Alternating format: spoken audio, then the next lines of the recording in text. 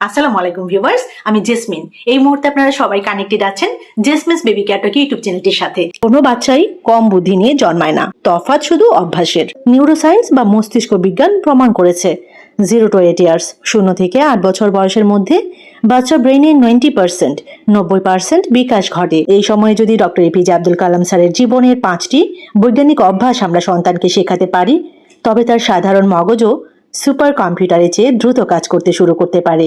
আজকের ভিডিওটিতে এখন এমন 5টি অভ্যাসের কথা বলবো যা কোনো প্রথাগত স্কুল শেখায় না, কিন্তু প্রতিটি জিনিয়াস বাচ্চার পেছনে এই রহস্য লুকিয়ে থাকে। বিশেষ করে 3 নম্বর অভ্যাসটি আপনার সন্তানের স্মৃতিশক্তিকে চিরদিনের জন্য বদলে দিতে পারে। প্রথম অভ্যাস, the no screen morning routine. সকালের প্রথম 1 ঘন্টা প্রকৃতির সাথে। ডক্টর এপিজে আব্দুল কালাম স্যার প্রতিদিন ভোরে ঘুম থেকে উঠতেন এবং প্রকৃতির মাঝে সময় কাটাতেন। তিনি বলতেন, ভোরের আলো মানুষের ভেতরের সৃজনশীলতাকে জাগিয়ে তোলে। বিজ্ঞান কি বলে? এমআইটির একটি গবেষণায় দেখা গেছে, ঘুম থেকে ওঠার পর প্রথম 1 ঘন্টা বাচ্চাদের ব্রেইনে আলফা ওয়েভ সক্রিয় থাকে। এই সময় যদি তারা মোবাইল বা টিভির নীল আলো, ব্লু লাইট দেখে, তবে ব্রেইনের ফোকাস করার ক্ষমতা স্থায়ীভাবে কমে যায়। তাই এই সময় তাকে প্রকৃতির কাছে রাখুন, কথা বলুন বা বারান্দায় হাঁটুন। 2 নম্বর অভ্যাস, অ্যাক্টিভ রিকল বা উল্টো করে গল্প বলা। পড়াশোনা মনে রাখার ম্যাজিক এটি। ডক্টর কালাম স্যার যখন বিজ্ঞানীদের সাথে মিটিং করতেন, তখন তিনি শুধু নিজে বলতেন না, জুনিয়রদের বলতেন তারা কি বুঝেছে তা ব্যাখ্যা করতে। বিজ্ঞান কি বলে? আপনার সন্তান সারাদিন যা পড়েছে বা কার্টুনে যা দেখছে, রাতে ঘুমানোর আগে তাকে বলুন, আজকে তুমি কি শিখলে তা আমাকে শিক্ষকের মতো বুঝিয়ে বলো তো। সাইকোলজিতে একে বলা হয় ফ্রেইনমেন্ট টেকনিক এবং অ্যাক্টিভ রিকল। যখন একটা বাচ্চা নিজে শিক্ষকের ভূমিকায় অভিনয় করে, তখন সেই পড়া তার অবচেতন মন সারা জীবনের জন্য গেঁথে যায়, লং টার্ম মেমোরি যেটাকে বলে। 3 নম্বর অভ্যাস, দ্য ফেইলিউর সেলিব্রেশন। ব্যর্থতাকে উদযাপন করা। 1969 সালে যখন কালাম স্যারের প্রথম স্যাটেলাইট লঞ্চ ব্যর্থ হয়ে সমুদ্রে ভেঙে পড়েছিল, তখন তার মেন্টর সতীশ ধাওয়ান প্রেস কনফারেন্সে নিজের সব দোষ নিজের কাঁধে নিয়েছিলেন এবং কালাম স্যারকে বলেছিলেন, এবার দ্বিগুণ শক্তিতে কাজে নামো। বিজ্ঞান কি বলে? পরীক্ষায় কম নম্বর পেলে বা কোনো প্রতিযোগিতায় হেরে গেলে সন্তানকে বকা দেবেন না, বরং তাকে বুকে জড়িয়ে ধরে বলুন, তুমি চেষ্টা করেছো, এটাই আমার গর্ব। চলো তো এবার দেখি কোথায় ভুল হলো। বিজ্ঞানের ভাষায় একে বলে নিউরোপ্লাস্টিসিটি। এই অভ্যাসের ফলে বাচ্চার মনে ভয় দূর হয়, আর যে বাচ্চার মনে ভয় নেই, তার ব্রেইন যে কোনো কঠিন চ্যালেঞ্জ দ্রুত সমাধান করতে পারে। 4 নম্বর অভ্যাস, দ্য 20-minute কিউরিওসিটি আওয়ার। প্রশ্ন করার স্বাধীনতা। ডক্টর এপিজে আব্দুল কালাম স্যারের একটি বিখ্যাত উক্তি ছিল, শিক্ষার্থীদের সবচেয়ে গুরুত্বপূর্ণ বৈশিষ্ট্য হলো প্রশ্ন করা, তাদের প্রশ্ন করতে দিন। বিজ্ঞান কি বলে? বাচ্চারা যখন অদ্ভুত সব প্রশ্ন করে, যেমন আকাশ নীল কেন, পাখি কিভাবে উড়ে, তখন বিরক্ত হবেন না। যদি উত্তর না জানেন, বলুন, চলো দুজনে মিলে উত্তরটা খুঁজে বের করি।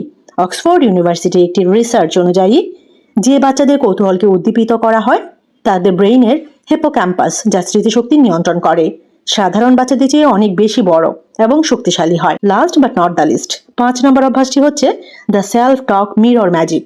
আয়নার সামনে দাঁড়িয়ে কথা বলা। ডক্টর এপিজে আব্দুল কালাম স্যার প্রতিদিন নিজেকে 5টি কথা বলতেন।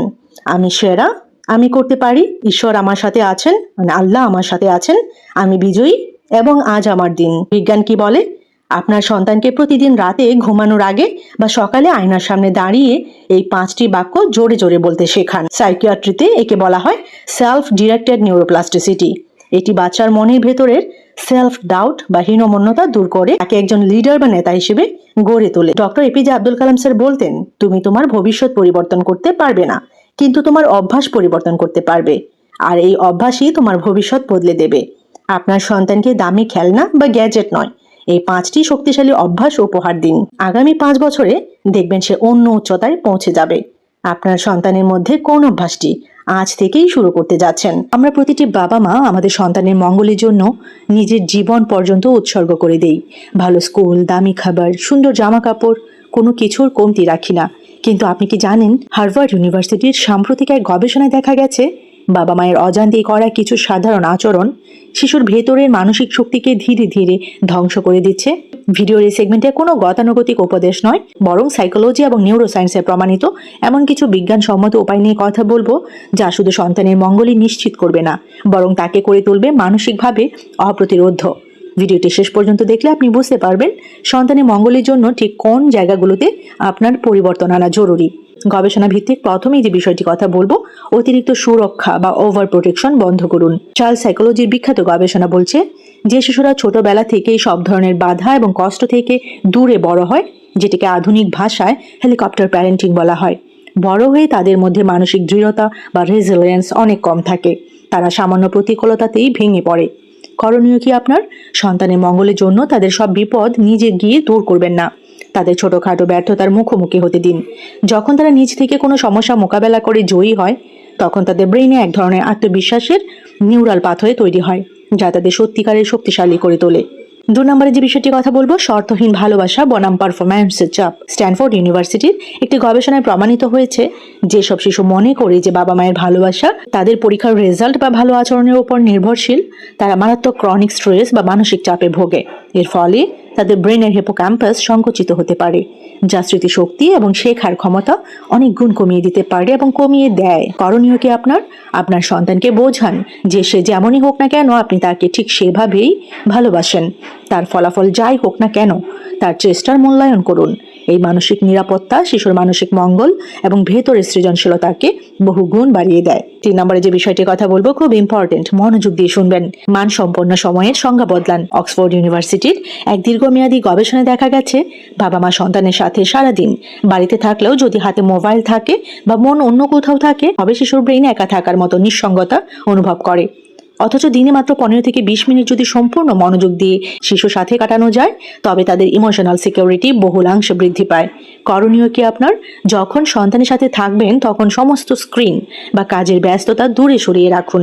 তার চোখের দিকে তাকিয়ে তার কথা শুনুন এবং তার অনুভূতিগুলোকে গুরুত্ব দিন। 4 নম্বরের বিষয়টিও খুব গুরুত্বপূর্ণ, তাদের সামনে নিজের আবেগ নিয়ন্ত্রণের শিক্ষা দিন। প্রখ্যাত সাইকোলজিস্ট ড্যানিয়েল গোলম্যানের ইমোশনাল ইন্টেলিজেন্স রিসার্চ বলে, শিশুরা লেকচার দিয়ে শেখে না, তারা শেখে বাবা মায়ের আচরণ অনুকরণ করে। আপনি রেগে গিয়ে চিল্লালে সন্তানও ভবিষ্যতে রাগ নিয়ন্ত্রণ করতে পারবে না। করণীয় কি আপনার? নিজের রাগকে বা মানসিক চাপকে সুস্থ উপায়ের সামনে তার সন্তানের সামনে প্রকাশ করুন। ভুল করলে তার কাছে ক্ষমা চাইতে দ্বিধা করবেন না। এটি তাদের ভেতর সহানুভূতি এবং নৈতিকতা বোধ তৈরি করবে। দেখুন, সন্তানের মঙ্গল মানে শুধু তাকে সফল বানানো নয়, তাকে একজন সুস্থ এবং মানসিকভাবে শক্তিশালী মানুষ হিসেবে গড়ে তোলা। ভিডিওর এই সেগমেন্টে আপনাদেরকে জানাবো আরও একটি ইন্টারেস্টিং টপিক, জেদি এবং অবাধ্য সন্তানকে শান্ত করার 5টি গোপন মনস্তাত্ত্বিক কৌশল। তার আগে বলুন তো, আপনার সন্তানকে এতটাই জেদি যে তার সামনে দাঁড়ালে আপনার মনে হয় আপনি এক কঠিন দেওয়ালের সাথে কথা বলছেন?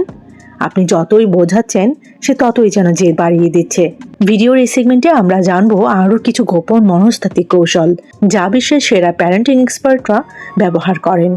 ভিডিওটি শেষ পর্যন্ত দেখলে আপনি জানতে পারবেন কিভাবে সবচেয়ে জেদি সন্তানকেও এক ফোঁটা চিৎকার না করে নিজের কথা শুনতে বাধ্য করবেন। প্রথমেই চলুন জানি জেদের পেছনের আসল সাইকোলজি, দ্য সাইকোলজি অফ স্টাবর্নেস। মনোবিজ্ঞানীদের মতে জেদ বা একগুঁয়েমি কোনো খারাপ গুণ নয়, এটি মূলত শিশুর শক্তিশালী ইচ্ছা শক্তি বা স্ট্রং উইল পাওয়ারের বহিঃপ্রকাশ। কন্ট্রোল বায়াস, শিশু যখন অনুভব করে যে তার জীবনের উপর তার নিজস্ব কোনো নিয়ন্ত্রণ নেই, সব কিছুই বাবা মা ঠিক করে দিচ্ছেন, তখন সে জেদকে একমাত্র অস্ত্র হিসেবে বেছে নেয় নিজের অস্তিত্ব জাহির করার জন্য। ফাইট অর ফ্লাইট রেসপন্স, আমরা যখন কোনো জেদি বাচ্চাকে জোর করে কোনো কিছু করাতে যাই, তখন তার মস্তিষ্ক সেটিকে আক্রমণ হিসেবে ধরে নেয়, ফলে সে আরও বেশি জেদি হয়ে ওঠে। কার্যকর সমাধান এবং অ্যাকশন স্টেপ কি হতে পারে?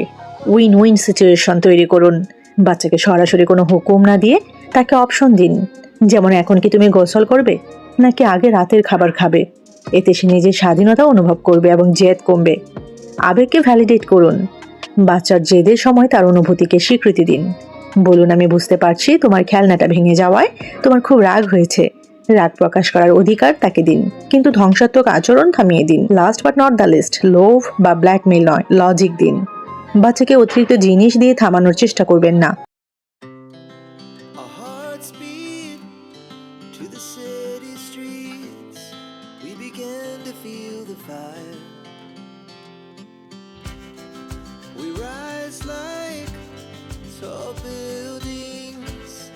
As the chemicals they take us higher.